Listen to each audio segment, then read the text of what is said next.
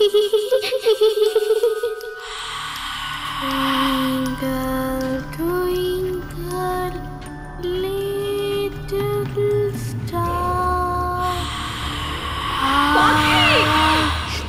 সঙ্গে পাখির মুখ বদলে গেল।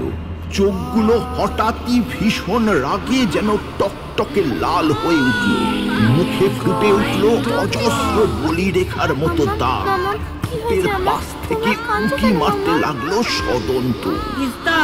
পাখি পাখি ছেড়ে দে মা, ছেড়ে দে, and in the power of the Holy Spirit we ask you to remove from these your servants all unbelief and hesitation in faith, the worship of the false gods and magic and witchcraft and dealings with the dead, the love of money and lawless passions, enmity and quarreling and every manner of evil.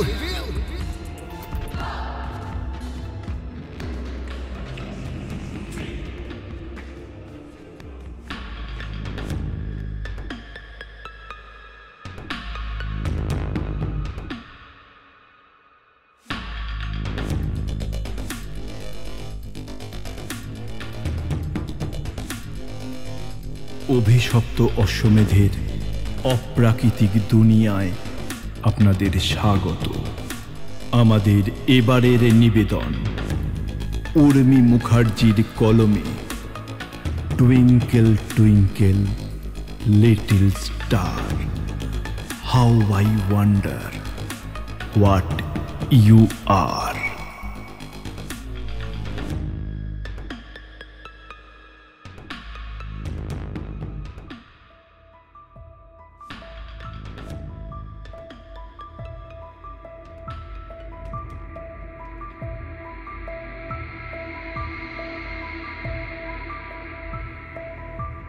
ফিলিপিন্সের Luzon প্রদেশ।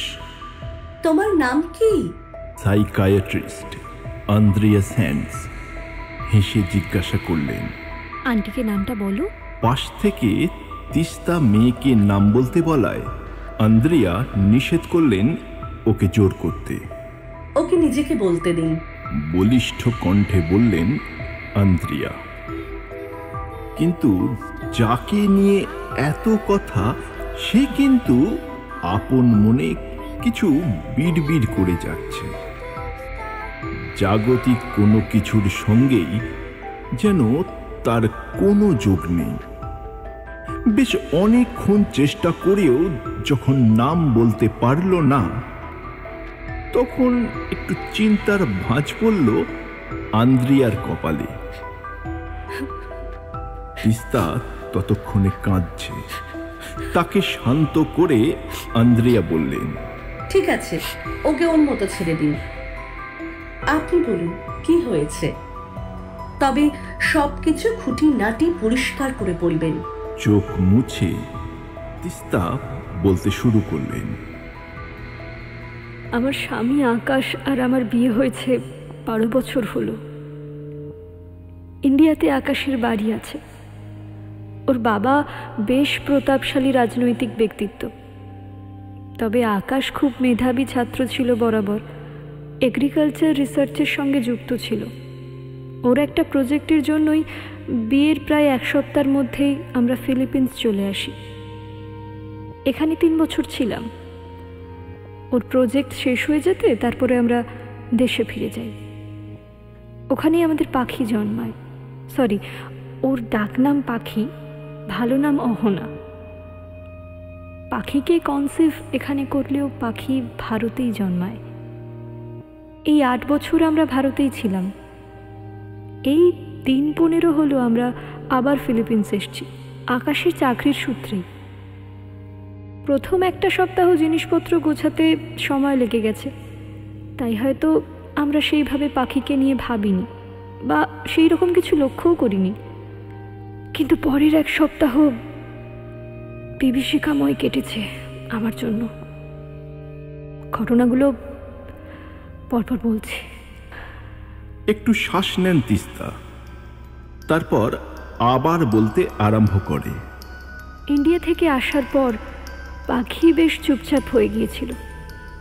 আকাশ আর আমি ভাবলাম নতুন জায়গা, নতুন লোকজন, তাই হয়তো একটু সময় লাগছে ওর মানিয়ে নিতে।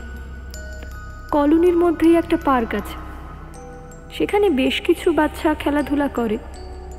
আমি প্রথম 2-1 দিন গেছি ওকে সঙ্গে নিয়ে, তারপর ওকে একাই যেতে দিলাম। সামনেই পার্কটা, আমাদের বারান্দা থেকে দেখা যায়। প্রথম সেই আগের পাখিটাকেই আমরা ফিরে পেয়েছিলাম। খুব আনন্দ করতো, খেলতো। কিন্তু এই খেলতে যাওয়ার 2-3 দিন পর থেকেই ও খুব চুপচাপ হয়ে যেতে শুরু করলো। আবার কিছু জিজ্ঞাসা করলে বলতো, মাম্মা আমার ফ্রেন্ড বলেছে যেন আমি কারোর সাথে না কথা বলি, তাহলে ও খুব রাগ করবে।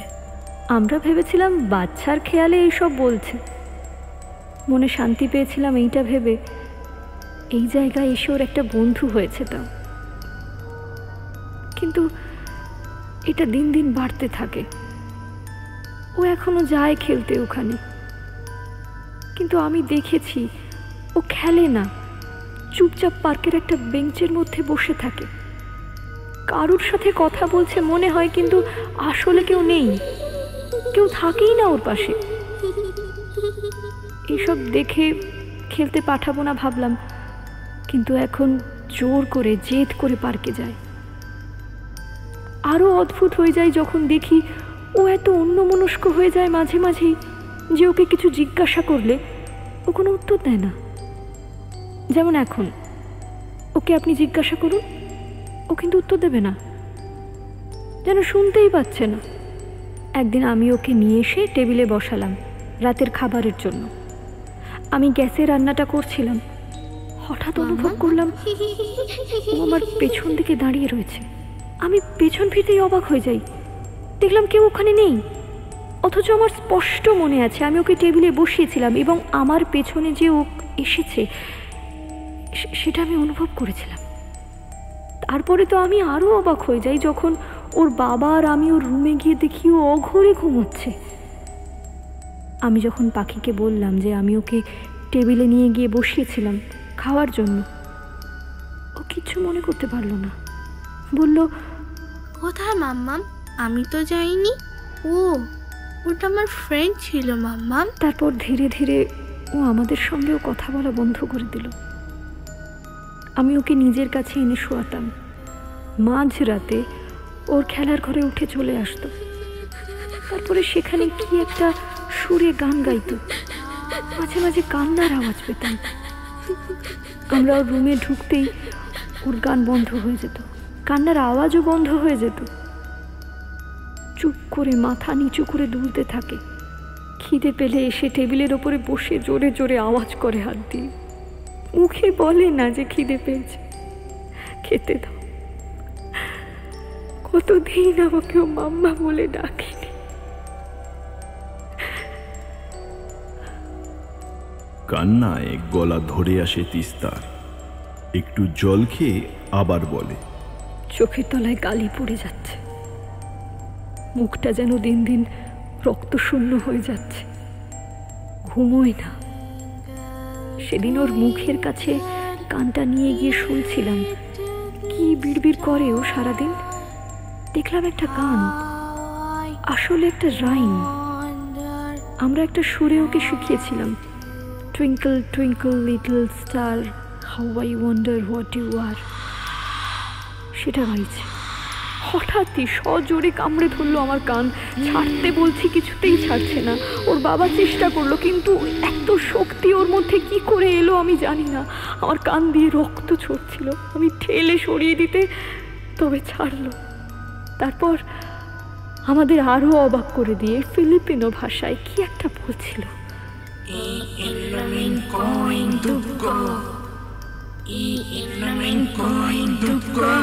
প্রায় 8-10 বার বললো একই কথা। আমার মেয়ে বাংলা, ইংলিশ আর হিন্দি অল্প বিস্তর ছাড়া আর কোনো ভাষাই জানে না। স্কুলে যতটুকু যা শেখানো হয় সেটাই জানে। বাড়িতে আমাদের সঙ্গে বাংলাতেই কথা বলে। এখানে এসে বন্ধু বান্ধব কারোর থেকে 1-2 ওয়ার্ড শিখতেই পারে, কিন্তু তা বলে একটা পুরো লাইন। আমরা এটা মানেও জানতাম না।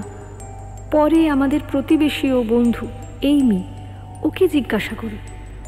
ও বলে এর মানে আমি তোমার রক্ত খাবো। আর সত্যি বলতে সেই অবস্থায় ওর চোখ বদলে গেছিল, ওর চোখ দুটো টকটকে লাল ছিল। এইমি বলছিল কোনো এক এক্সরসিস্ট আছেন এমান রামস নামের, তার কাছে যেতে বলছিল, কিন্তু আমরা এসবে বিশ্বাস করি না, তাই আপনার কাছে এলাম। আমি বুঝতে পারছি যেটা হচ্ছে সেটা ওর মানসিক অসুস্থতা। আপনি এখানকার সব থেকে নামকরা সাইকিয়াট্রিস্ট, আর মেয়েকে ঠিক করে দিন প্লিজ, প্লিজ। এত দূর বলে আবারও কান্নায় ভেঙে পড়লেন তিস্তা।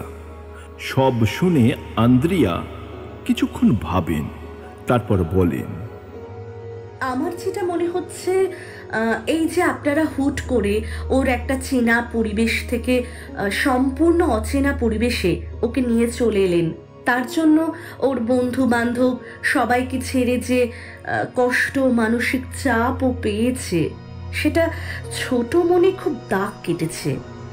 এখানে সেইভাবে ওর কোনো বন্ধু নেই, তাই হতে পারে যে ওর স্প্লিট পার্সোনালিটি দেখা দিচ্ছে। একটা ইমাজিনারি বন্ধু তৈরি করছে ওর অপরিণত মন, যার সঙ্গে ও খেলছে, ঘুমোচ্ছে, গান করছে। একটা কাজ করুন, ওকে এবার থেকে পার্কে আপনি নিয়ে যান, ওখানে বাকি বাচ্চাদের সঙ্গে খেলতে উৎসাহিত করুন। আমি কিছু ওষুধ লিখে দিচ্ছি, সেগুলো নিয়ম করে খাওয়ান, সব সময় ওকে নিয়ে থাকুন, চোখের আড়াল করবেন না। হ্যাঁ, একদম চোখের আড়াল করবেন না। একটু স্বাভাবিক হলেই আমার কাছে নিয়ে আসুন। ওর সঙ্গে কথা না বলে চিকিৎসা শুরু করতে পারবো না। আমার অনেকগুলো সেশন লাগবে ওকে সম্পূর্ণ সুস্থ করতে। আপাতত এটাই করুন। ফিলিপিন্সের লুজন প্রদেশটা রেন ফরেস্ট দিয়ে ঘেরা। ছড়িয়ে ছিটিয়ে টিলার মতো পাহাড় আছে কয়েকটা। এখানে 12 মাসের মধ্যে প্রায় 10 মাসই ঘ্যান ঘ্যান করে বৃষ্টি লেগেই থাকে। আর এখন তো বর্ষাকালই, প্রায় সময় একটা নীলচে সবুজ অন্ধকারে ঢেকে যায় চারপাশ। আজও সেই রকমই একটা দিন। তিস্তা একটা ছাতা মাথায় গাড়ির দিকে হাঁটছিল। পাশে রেনকোট পরা পাখি মায়ের হাত ধরে গাড়ির দিকেই এগোচ্ছিল। শুধু গাড়িতে ওঠার আগে একবার ঘাড় ঘুরিয়ে আন্দ্রিয়া স্যান্ডসের বাড়িটা দেখে নেয় সে। ওই বাড়িটার একটা ঘরে ওনার চেম্বার, আর তার পাশের ঘরে উনি থাকেন একা। ওদের বিদায় জানাতে এসে আন্দ্রিয়া দরজা থেকে মুখ বাড়িয়ে দেখলেন গাড়িতে ওঠার আগে পাখি একবার ঘাড় ঘুরিয়ে দেখল ওনার দিকে। এক মুহূর্তের ওই চাউনি, হাড় হিম করা ওই ঠান্ডা চোখ দেখে একটু হলেও আন্দ্রিয়ার ভেতরটা কেঁপে উঠল। অনেক মানসিকভাবে অসুস্থ মানুষ উনি দেখেছেন, কিন্তু এই ঠান্ডা শীতল চাহনি এর আগে কখনো ওনার দৃষ্টিগোচর হয়নি। তিস্তা গাড়ি থেকে ফোন করে আকাশকে জানায় আন্দ্রিয়া স্যান্ডস তাকে ঠিক কি বললেন। সারাটা রাস্তা পাখি নিজের খেয়ালেই ছিল। বাড়ি ফিরে পাখি সোজা চলে গেল নিজের খেলার ঘরে। সন্ধ্যা হয়ে এলো ওদের বাড়ি ফিরতে ফিরতে, আর একটু পরেই আকাশ ফিরবে অফিস থেকে। তিস্তা পাখির জন্য ওর ফেভারিট চকলেট মিল্কশেকটা বানিয়ে নিয়ে ওর ঘরের দিকে গেল। দরজাটা ভেজানোই ছিল। দেখল পাখি আয়নার দিকে তাকিয়ে দাঁড়িয়ে আছে। তিস্তা ভেজানো দরজার অল্প ফাঁক দিয়ে দেখতে লাগলো ও কি করছে। আর হঠাৎ চমকে হাত থেকে মিল্কশেকটা পড়েই যাচ্ছিল যখন দেখলো আয়নায় ওর উপস্থিতিটা দেখে পাখি নিজে না ঘুরে শুধু ওর ঘাটটা ঘুরিয়ে দিল পেছনে। মিল্কশেকের গ্লাসটা বাঁচিয়ে নিয়ে পরক্ষণেই পাখির দিকে তাকিয়ে দেখলো পাখি বাইরের অন্ধকারের জানালার দিকে ফ্যাল ফ্যাল করে তাকিয়ে আয়নার সামনেই বসে আছে। কি দেখলাম? দুটো ভুল দেখলাম। নিজের মনকেই প্রশ্ন করল তিস্তা। পাখি নিজের খেয়ালে এখন গান গেয়ে চলেছে। গ্লাসটা রাখতে একটা ঠুক করে শব্দ হলো, আর চোখে দেখল পাখি, গানটা বন্ধ করল। তিস্তার কেন কে জানে ওইটুকু পুঁচকে পাখি, যে কিনা তার নিজের মেয়ে, তাকে দেখেই ভয় হচ্ছে। নিজের বুকের ঢিপ ঢিপ করা শব্দ শুনতে পাচ্ছে সে। গ্লাসটা সামনে রাখতে গিয়ে একটু হাতটাও কাঁপল। এই নে মা, মিল্কশেকটা নে, একটু খেয়ে নে মা। তাও নিজেকে সামলে নিয়ে পাখিকে মিল্কশেকটা খেতে বলে চলে আসছিল। পেছন থেকে পাখি বলল, মাম্মাম, ওই আন্টিটা কি আমার ফ্রেন্ডকে আমার কাছ থেকে দূর করে দেবে? পরিষ্কার বাংলায় বলল। এতদিন পর পাখির গলাটা শুনে নিজেকে স্থির রাখতে পারল না তিস্তা। কাঁদতে কাঁদতে পাখির দিকে ফিরে বলল, ওই ফ্রেন্ড ভালো না মা, তোমার আরো অনেক নতুন ফ্রেন্ড হবে মা। সঙ্গে সঙ্গে পাখির মুখ বদলে গেল। চোখগুলো হঠাৎই ভীষণ রাগে যেন টকটকে লাল হয়ে উঠল। মুখে ফুটে উঠল অজস্র বলিরেখার মতো দাগ। ঠোঁটের পাশ থেকে উঁকি মারতে লাগলো সদন্ত। এতে কোনো ভুল নেই। তাহলে কি এই মেয়ে ঠিক বলছিল? ওকে কোনো অশরীরী আত্মা ভর করেছে আমাদের আদরের পাখির উপর। তিস্তার চিন্তায় ছেদ পড়ল যখন সে এসে তিস্তার গলাটা ধরে শূন্যে তুলে ধরল আর বলল,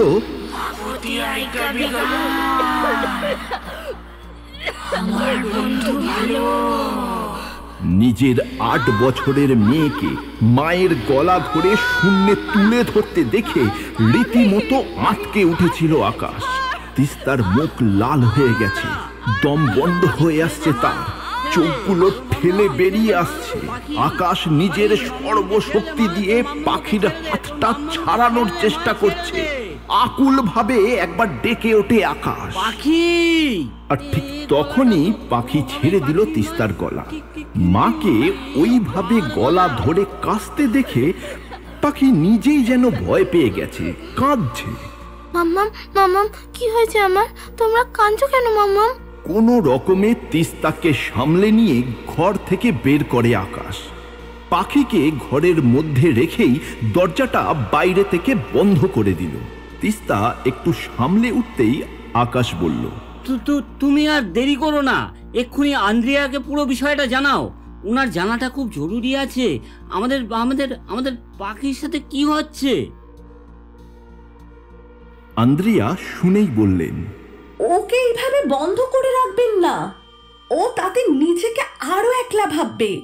ওর কাছে যান, ওকে কোলে নিয়ে বসিয়ে ভালো কোনো মুভি দেখান বা পুরনো কোনো মজার খেলা খেলুন। যত ওকে দূরে রাখবেন তত ওই ইমাজিনারি ফ্রেন্ডের ওপর ডিপেন্ডেন্ট হয়ে যাবে। আমরা চাইলেও তখন ওই ফ্রেন্ডকে ওর জীবন থেকে সরাতে পারবো না। তিস্তার সঙ্গে কথা বলে আন্দ্রিয়ার কেন কে জানে একটু অস্বস্তি হলো, যা তিনি কখনো করেননি। কি মনে করে তাই করলেন, ফোন করলেন তার প্রাক্তন প্রেমিক এক্সরসিস্ট ইমান রামোসকে। ইমান আর আন্দ্রিয়া পূর্বে একসঙ্গে ভালোবাসা সম্পর্কে থাকলেও দুজনের চিন্তাধারা সম্পূর্ণ বিপরীতমুখী। তাই এই সম্পর্কটা আর বেশি দূরে এগোয়নি। আন্দ্রিয়া সব কিছুতে বিজ্ঞান খোঁজেন, সব অস্বাভাবিকতার পেছনে মানুষের মনের অন্ধকার দিকগুলি দেখেন। সেখানে ইমান সম্পূর্ণভাবেই নেগেটিভ স্পিরিটে বিশ্বাসী। কিন্তু পাখির কেসটা প্রথমে মানসিক মনে হলেও ক্রমে আন্দ্রিয়ার একটু অস্বাভাবিক মনে হতে লাগলো। পাখির ওইভাবে ঘাড় ঘুরিয়ে তাকানোটা আরেকবার মনে পড়ে গেল আন্দ্রিয়ার। সঙ্গে সঙ্গে একটা শীতল ঠান্ডা রক্তের স্রোত অনুভব করলেন তিনি তার শরীরে। না না, আর দেরি করা ঠিক হবে না। অনেক দেরি হয়ে গেছে। Iman, please pick up the phone, please. কিন্তু বারবার ফোন করেও ইমান ফোন না তোলাতে ভয়েস মেসেজে বললেন, একটা কেসের ব্যাপারে আমি তোমার সাহায্য প্রার্থী। যত তাড়াতাড়ি সম্ভব আমি তোমার সাথে দেখা করতে চাই। সেদিন আন্দ্রিয়ার বলা কথা মতো আকাশ আর তিস্তা গেল পাখির খেলার ঘরের দিকে। দরজাটা খুলে দেখল ঘরের ভিতরটা ঘুটঘুটে অন্ধকার, বাইরেটাও তখন অন্ধকার। বেশ ঝমঝম করে বৃষ্টি পড়ছে। ঘরের আলোটা জ্বালাতে একটা আর্তনাদ করে উঠল তিস্তা। ঘরের ছাদের ওপর উল্টো হয়ে ঝুলে আছে পাখি। লম্বা লম্বা চুলগুলো উল্টো দিকে ঝুলছে। ওদের দুজনকে চিৎকার করে উঠতে দেখেই টিকটিকির মতো বেয়ে বেয়ে ছাদ থেকে খোলা জানালাটা দিয়ে বেরিয়ে গেল পাখি। তিস্তা ওখানেই মাথা ঘুরে পড়ে যান। আকাশ জানালা দিয়ে মুখ বাড়িয়ে দেখার চেষ্টা করলো পাখি কোথায় গেল, কিন্তু কোথাও দেখতে পেল না। সঙ্গে সঙ্গে আন্দ্রিয়াকে ফোন করে সব বলতে গেল, কিন্তু কিছুতেই সবটা বলে উঠতে পারল না। ফোনের লাইনে হঠাৎ এত শব্দ হতে লাগলো যে আন্দ্রিয়া কিছুতেই শুনতে পেলেন না ভালো করে। ওদিকে এমন সময় টিং টং করে আন্দ্রিয়ার বাড়িতে কলিং বেলটা বেজে উঠল। আন্দ্রিয়া ফোনটা কানে নিয়েই দরজাটা খুলে দেখলেন বাড়ির দরজার সামনে একটা সাদা তোয়ালেতে মোড়া সদ্যজাত শিশু। কে ফেলে গেল বাড়ির সামনে একটা এইটুকু বাচ্চাকে? বিস্ময়ে বেশ অনেকক্ষণ দরজা থেকে মুখ বাড়িয়ে দেখলেন, কিন্তু আশেপাশে কাউকে দেখতে পেলেন না। বাচ্চাটা চোখ বন্ধ করে চিৎকার করে কাঁদছে। উনি সেটাকে সামলানোর জন্য নিচু হয়ে বাচ্চাটাকে কোলে তুলে নিলেন। দরজাটা বন্ধ করতেই বাচ্চাটার কান্না বন্ধ হয়ে গেল। আন্দ্রিয়া দেখলেন কান্না বন্ধ করতেই বাচ্চাটা চোখ খুলে দেখল, কিন্তু এ কি, চোখগুলো টকটকে লাল, মুখে অজস্র বলি রেখার মতো দাগ, ঠোঁটের দুপাশ থেকে উঁকি মারছে সদন্ত। না না না না না, এটা কোনো সদ্যজাত শিশু হতেই পারে না, হতেই পারে না। নিমেষে সে তার পরনের তোয়ালে সরিয়ে হাত দুটো বের করে টিপে ধরল আন্দ্রিয়ার গলা। কিছু বুঝে ওঠার আগেই আন্দ্রিয়ার বুকের ওপর বসে ছিঁড়ে নিল তার মাথাটা, তারপর শুষে নিল শরীরের সব রক্ত। আকাশ ও তিস্তা তাদের পাশের বাড়ির প্রতিবেশী এইমি ও রবার্টের সঙ্গে ততক্ষণে আশেপাশে পার্কে খুঁজতে শুরু করেছে পাখিকে, কিন্তু কোথাও না পেয়ে বাড়ি ফিরে সবে ভাবছিল পুলিশের কাছে যাবে। আর তখনই দেখল নিজের ঘর থেকে বেরিয়ে আসছে পাখি, যেন সে নিজের ঘরের মধ্যেই ছিল। এইমি ও রবার্টের সামনে কিছু না বললেও আকাশ আর তিস্তা মনে মনে বেশ অবাক ও ভীত ছিল।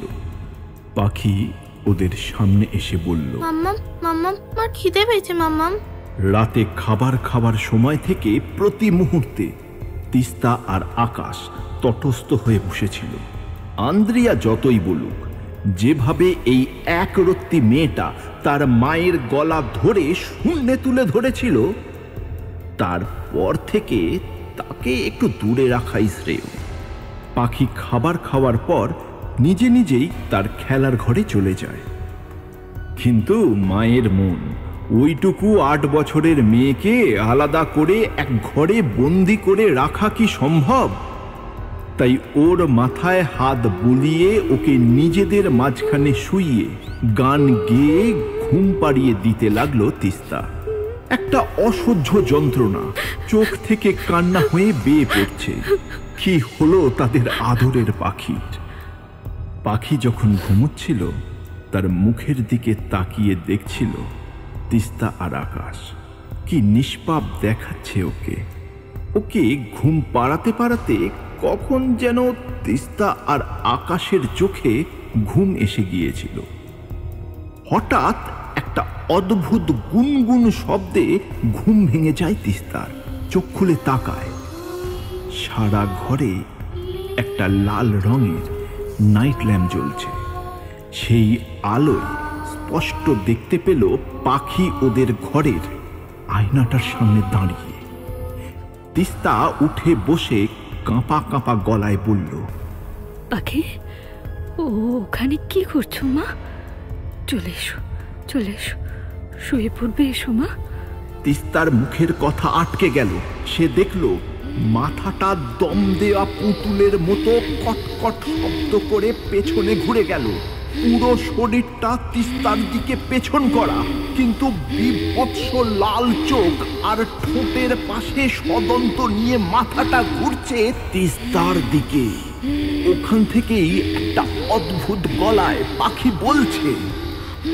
চোখের নিমেষে সামনে এসে গলাটা চেপে ধরে বলতে শুরু করলো,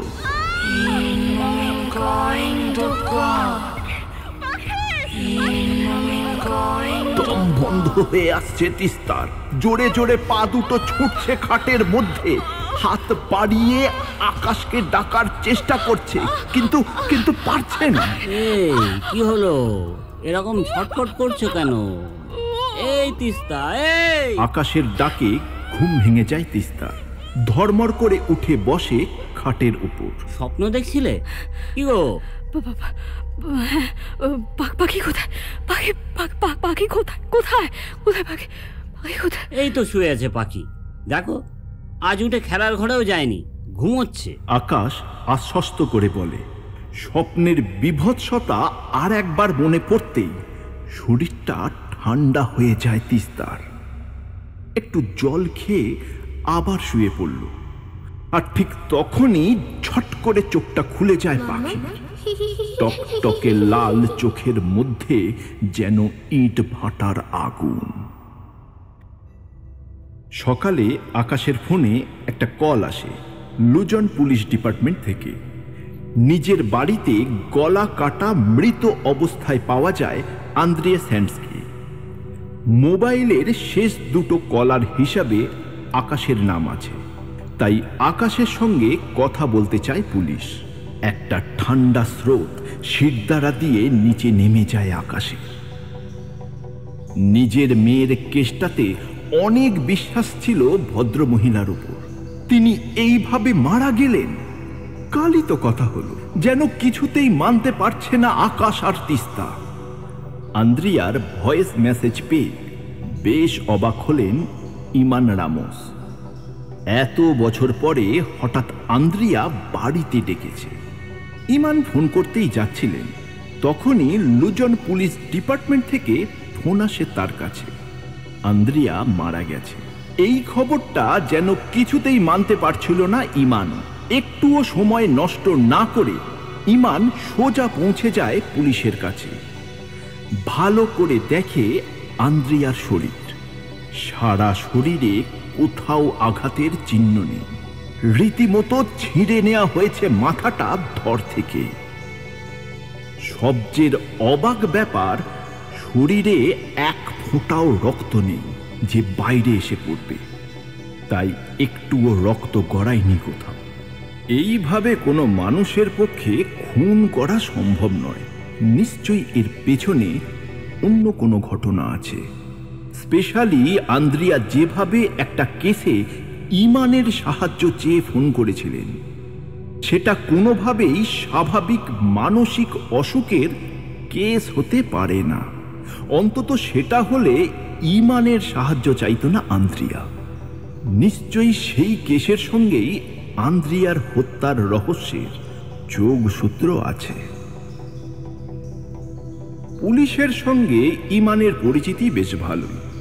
সেখান থেকেই জানতে পারল যে একজন ইন্ডিয়ান কাপেলের সঙ্গে ইমান ছাড়াও শেষের দিকে আন্দ্রিয়ার কথা হয়েছে। আন্দ্রিয়ার কেস স্টাডির ডায়েরি কোথায় পেতে পারে তা এত বছরেও ইমান ভোলেনি। সেখানে গিয়ে খুঁজতেই পেয়ে গেল। সেখানে দেখল আগের দিনের লাস্ট কেসটা একটি ইন্ডিয়ান 8 বছরের বাচ্চা মেয়ের। নাম অহনা বসু। কেস হিস্ট্রিটা পুরো পড়ল ইমান। প্রাথমিকভাবে এই কেসটা স্প্লিট পার্সোনালিটি মনে হলেও আন্দ্রিয়া বেশ বড় করে একটা জিজ্ঞাসা চিহ্ন দিয়ে রেখেছেন একটা লাইনের উপর। Twinkle twinkle little star, how I wonder what you R.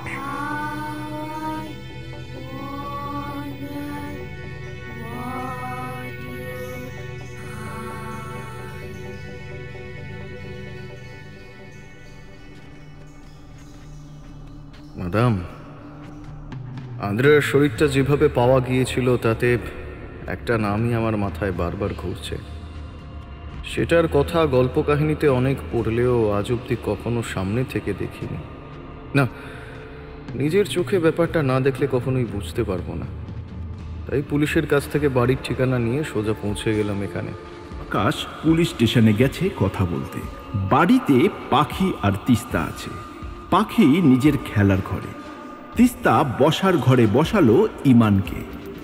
Andrea যে এই কেসটায় ইমানের সাহায্য চেয়েছিলেন সেটা শুনে তিস্তাও অবাক হয়ে যায়। এটা তার মানে ওর মানসিক কোনো অসুস্থতা নয়? রীতিমতো কেঁপে যায় তিস্তার গলা। সেটা ওর সঙ্গে দেখা না করে তো আমি বলতে পারবো না, তবে আন্দ্রিয়া যখন আমার সাহায্য চেয়েছে তখন এটা শুধু মানসিক অসুখ তো কখনোই নয়। আমি কি একবার অহনার সাথে কথা বলতে পারি? নিশ্চয়ই। এই বলে ইমানকে পাখির খেলার ঘরে নিয়ে যায় তিস্তা। পাখি পা ছড়িয়ে মাটিতে বসে খেলছিল ইমন আর তিস্তার দিকে পেছন ঘুরে। ইমান ঘরে ঢুকতেই ও মুখ তুলে সামনের জানালাটার দিকে তাকালো। তারপর যা করলো সেটার জন্য মোটেই প্রস্তুত ছিল না কেউ। এক লাফে দেওয়ালের গায়ে উঠে পড়ল, ঠিক যেভাবে মাকড়সার টিকটিকিরা উঠে থাকে। লম্বা লম্বা চুলগুলো ঝুলছে, চোখ টকটকে লাল, ঠোঁটের দুপাশে দুটো বিশাল সদন্ত বেরিয়ে আসছে তার। তারপর ফিলিপিনীয় ভাষায় বলতে লাগলো, আমি তাহলে পাখির শরীরে ছিঁড়ে ও সব রক্ত চুষে নেব। তিস্তার মাথা ক্রমশ ঘুরতে শুরু করেছে। এ কাকে দেখছে সে? কাল রাতে স্বপ্নের সঙ্গে হুবহুব মিলে যাচ্ছে মুখ গলা। ইমান হাতের ক্রসটা জড়িয়ে নিয়ে মুখে কিছু একটা বিড়বিড় করতে করতে এগোচ্ছে ধীরে ধীরে পাখির দিকে। The worship of the false gods and magic and witchcraft and dealings with the dead, the love of money and lawless passions, enmity and quarreling and every manner of evil. পাখি একটা আর্তনাদ করে মাটিতে পড়ে যায়। তিস্তা ছুটে যাচ্ছিল পাখিকে কোলে তুলে নেবে বলে, কিন্তু ইমান ওকে আটকে দিল। তারপর আঙুল তুলে দেখালো পাখির দিকে। মাটিতে পড়ে অদ্ভুতভাবে কাঁদছে পাখি, যেন কোনো সদ্যজাত শিশু যেভাবে কাঁদে ঠিক সেই রকম। ততক্ষণে আকাশ এসে গেছে। তিস্তা আকাশের বুকে মাথা গুঁজে কাঁদতে লাগলো। আকাশ তো সবকিছু দেখে রীতিমতো হতভম্ব। কি হচ্ছে তারা কিছুই বুঝে উঠতে পারছে না কেউ।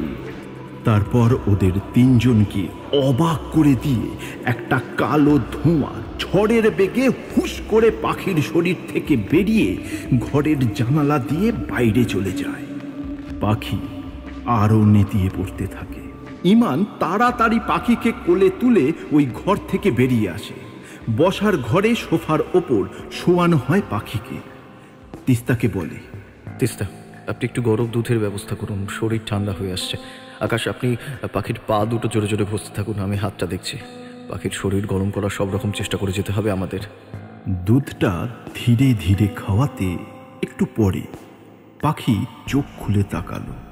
পাখি একটু সুস্থ হতেই ইমান পাখির সারা শরীরে ক্রসটা ছুঁয়ে দেয়। আমিন, আমিন। পাখি অবাক হয়ে দেখছে সবাইকে। একটু আগে কি হয়েছে কিচ্ছু মনে নেই তার। মাম্মাম, আমার কি হয়েছে মাম্মাম? তোমরা কাঁদছো কেন মাম্মাম? মাম্মাম, কিছু হয়নি মা তোমার। তুমি একটু ঘুমাবার চেষ্টা করো, ঘুমিয়ে পড়ো মা, ঘুমিয়ে পড়ো। তাকে ধীরে ধীরে মাথায় হাত বুলিয়ে ঘুম পাড়িয়ে দেয় তিস্তা। ইমান এবার বসল, তারপর বলতে শুরু করলো। এতদিন অবধি আমরা আমাদের রূপকথায় গল্প কাহিনীতে পড়েছি। আমার জীবনের বেশিরভাগ সময় ভূত তাড়িয়ে কাটিয়েছি, কিন্তু কখনো এর আগে এই জিনিসের সম্মুখীন হইনি। এটা কি জিনিস? টিয়ানক, বা অনেকে বলে তিয়ানক। গল্পে কথায় শোনা যায় এরা জঙ্গলের মধ্যে ছোট্ট শিশুর গলা করে কেঁদে মানুষকে বোকা বানিয়ে কাছে ডাকে, তারপর তার ঘাড় ছিঁড়ে রক্ত খায়, না হলে তার শরীরের ওপর কবজা করে। এই টিয়ানক তৈরি হওয়ার গল্পটাও অদ্ভুত। শোনা যায় অনেক সময় অন্যায়ভাবে গর্ভপাত ঘটালে বা কারুর বাড়ি ডোয়ার্ফ বা বেঁটে মানুষ জন্মানোর পরে তাকে যদি অন্যায়ভাবে মেরে ফেলা হয়, জঙ্গলের মধ্যে পুঁতে দেওয়া হয়, তাহলে সে টিয়ানকে পরিণত হয়, জীবন মৃত্যুর মাঝখানে আটকে পড়ে, তার মুক্তি হয় না। ইমানের শেষ কথাগুলো শুনে একসঙ্গে আঁতকে ওঠে তিস্তা আর আকাশ। হাউমাউ করে কান্নায় ভেঙে পড়ে দুজনে। ঘুমন্ত পাখিকে বুকে জড়িয়ে চুমুতে ভরিয়ে দেয় তিস্তা। আকাশের দিকে তাকিয়ে ওর কলারটা চেপে ধরে তিস্তা বলে, তোমার পাপের শাস্তি যেন আমাদের বাচ্চাটা না পায়। ইমান প্রথমে অবাক হয়ে গেলেও পরে বুঝতে পারল কিছু ব্যাপার তো নিশ্চয়ই আছে। অপেক্ষা করলো ওদের দিকে তাকিয়ে ওরা কি বলে। আকাশ বলতে শুরু করলো, বিয়ের 1 সপ্তাহের মধ্যেই আমরা ফিলিপিন্সে আসি। এখানে তখন আমি রাইস রিসার্চের একটা কাজে যুক্ত। হঠাৎ করেই এমন কিছু কেমিক্যালের সংস্পর্শে আমি আসি যাতে আমার শরীরে কিছু বিক্রিয়া হয়। কয়েকদিন অসুস্থ থাকি, কিন্তু তারপরে আবার সব ঠিক হয়ে যায়। এই ঘটনার 2 মাসের মধ্যেই আমরা বুঝতে পারি তিস্তা মা হতে চলেছে। আনন্দে আমাদের মাথায় কিচ্ছু ছিল না। সময় মতো তিস্তার সন্তান হয়, কিন্তু ডাক্তার পরীক্ষা করে জানান যে সেই সন্তান সুস্থ নয়, সে একজন ডোয়ার্ফ বা বেটে মানুষ। এছাড়াও আরও বিভিন্ন শারীরিক অসুখ নিয়ে সে জন্মায়। তাই জন্মের পরেই তাকে নিওন্যাটাল আইসিইউতে রাখতে হয়েছিল। আমার শরীরে সেই কেমিক্যালের উপস্থিতির জন্যই আমাদের সন্তান এই রকম হয়েছে। আমি কিছুতেই মেনে নিতে পারি না। লোক লজ্জার ভয় সারা জীবন এই কষ্ট নিয়ে কি করে বাঁচবো এই ভেবে আমার বাবার পলিটিক্যাল কেরিয়ার সব কিছু মিলিয়ে সেই মুহূর্তে আমার সব জ্ঞান লোপ পেয়েছিল। আমি তাই হসপিটালে এক নার্সের সঙ্গে ষড়যন্ত্র করে সেই একদিনের শিশুকেই মেরে ফেলি, তার লাইফ সাপোর্ট সিস্টেম তুলে নিয়ে। তারপর এই ফরেস্টেই তাকে পুঁতে দিই। এরপর 1 বছর সময় লেগেছিল আমাদের ধাতস্থ হতে। প্রথম তিস্তা এসবের কিচ্ছু জানতো না, কিন্তু পরে আমি আমার সব দোষ ওর কাছে স্বীকার করি। ও ভেঙে পড়ে, কিন্তু তারপরে ভাবে বেঁচে থাকলে হয়তো অনেক বেশি কষ্ট পেত সে। তারপর বেশ কয়েক মাস পর ডাক্তার দেখিয়ে যখন আমার শরীর সম্পূর্ণভাবে সেই কেমিক্যাল থেকে মুক্ত হয়, তখন আমরা আবার চেষ্টা করি। পাখিকে কনসিভ করার সঙ্গে সঙ্গে আমরা ইন্ডিয়ায় ফিরে যাই। সেখানে পাখি জন্মায় সম্পূর্ণ সুস্থ সবলভাবে। ধীরে ধীরে ওকে পেয়ে আমরা সব দুঃখ কষ্ট ভুলে যাই। কিন্তু আমার অতীতের পাপ আমাদের সামনে এইভাবে এসে দাঁড়াবে আমি কল্পনাও করতে পারিনি।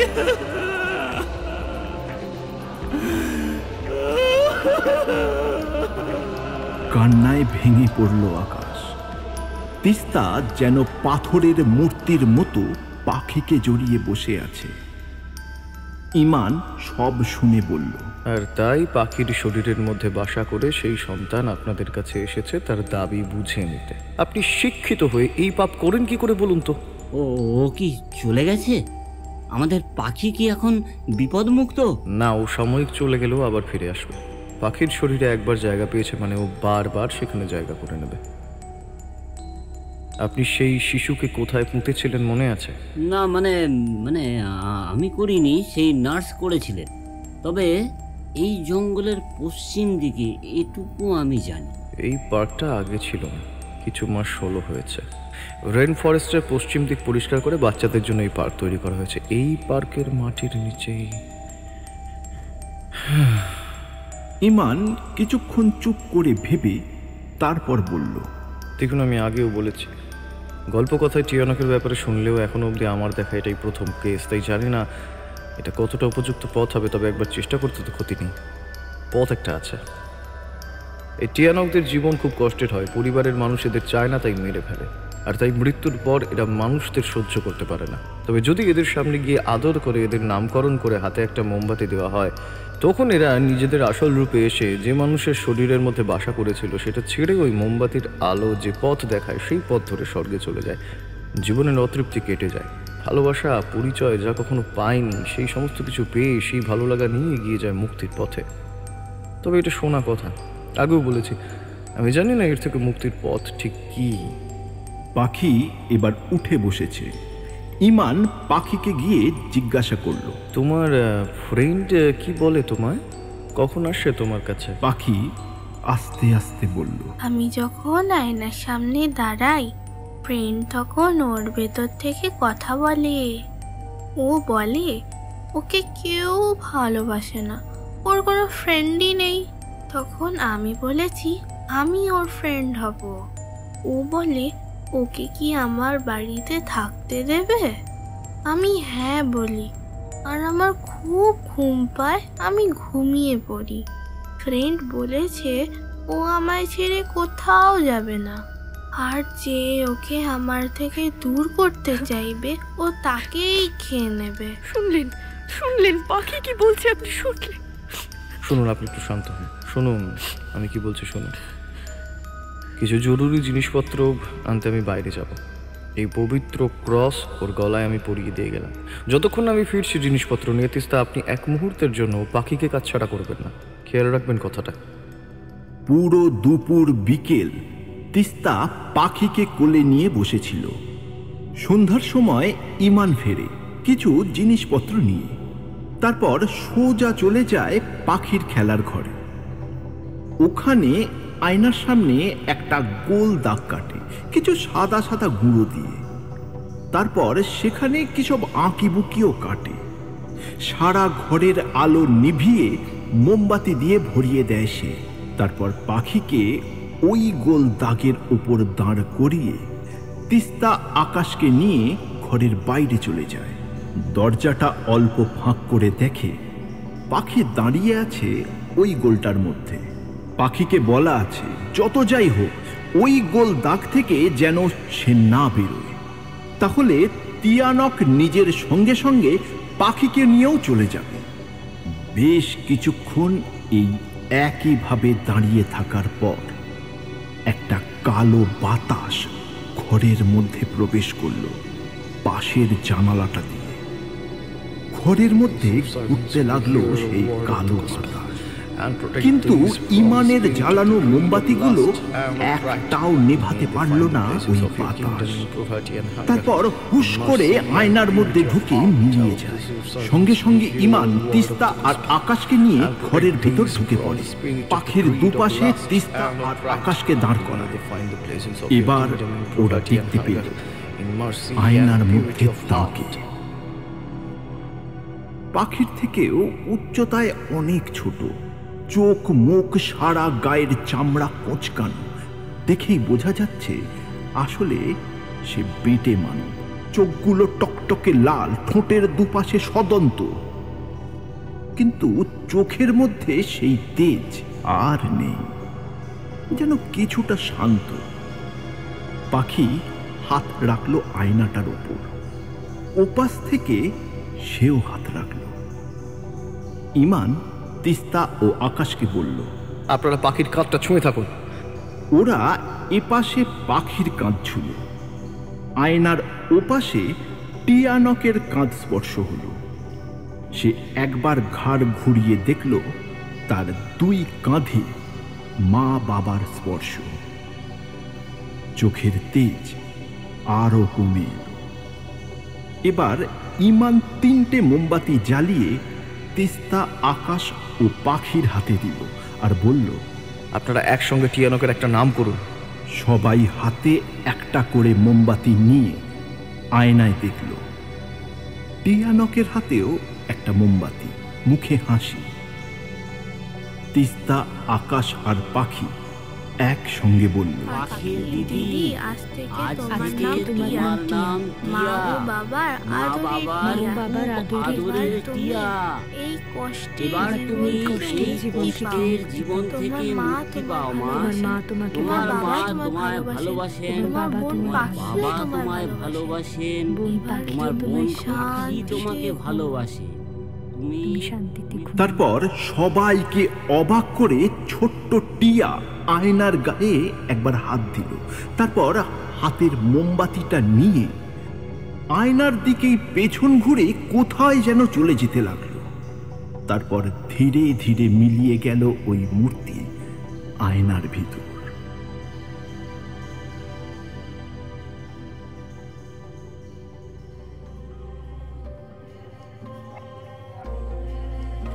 এই ঘটনার পর প্রায় 6 মাস কেটে গেছে। পাখির মধ্যে আর কোনরূপ অস্বাভাবিকতা দেখেনি তিস্তা ও আকাশ।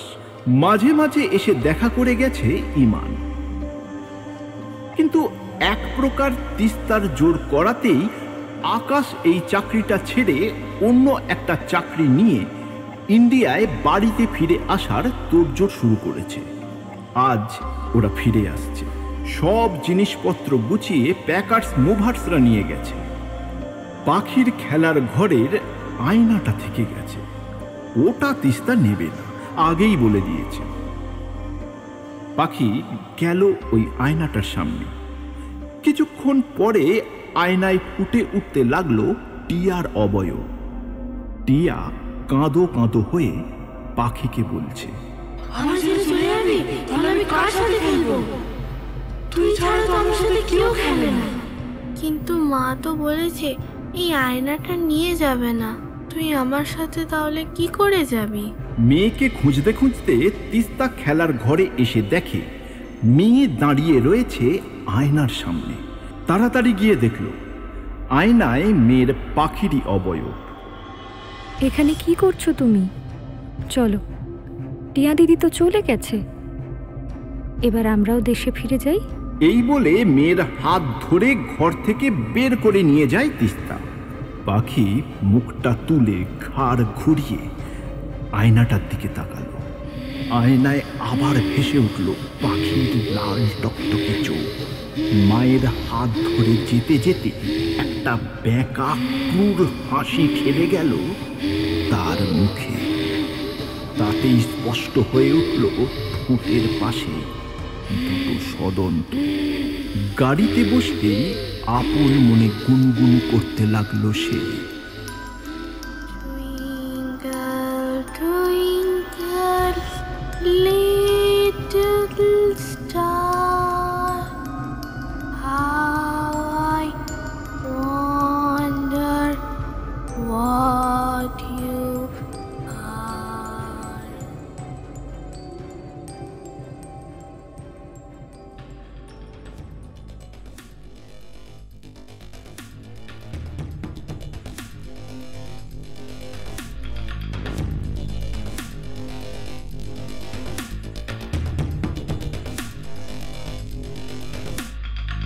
আমাদের গল্প ও পরিবেশনা যদি আপনাদের ভালো লেগে থাকে, অভিশপ্ত অশ্বমেধ এই চ্যানেলটিকে সাবস্ক্রাইব করে আমাদের সাথে থাকুন। ধন্যবাদ।